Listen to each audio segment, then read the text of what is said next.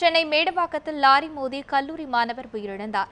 இதுகுறித்து கூடுதல் தகவல்களை நமது செய்தியாளர் குதிப்தீனிடம் கேட்கலாம். குதிப்தீன், இந்த விபத்து எப்படி நிகழ்ந்தது? உயிரிழந்த மாணவர் யார்? அவரை பற்றி விவரங்களை சொல்லுங்க. சரண்யா, நான் தற்போது மேடவாக்கம் கூட்ரோடு பகுதியில் நின்று கொண்டிருக்கின்றேன். அந்த விபத்து நடந்த இடத்தினுடைய காட்சிகளை பார்க்கலாம்.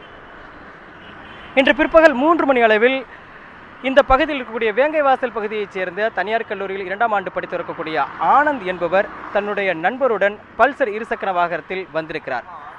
இன்னொரு நண்பருக்கு விபத்தில் சிக்கியதால் அவருக்கு உதவுவதற்காக வேண்டி ஏடிஎம்மில் பணம் எடுத்துக்கொண்டு அவர் விரைவாக வந்திருக்கிறார். இந்த பகுதியில் வரும் பொழுது டிப்பர் லாரியை கடந்து வேகமாக செல்வதற்காக இடதுபுறமாக ஓவர்டேக் பண்ணும் பொழுது டிப்பர் லாரி மோதி கீழே விழுந்திருக்கின்றனர் இருவரும்.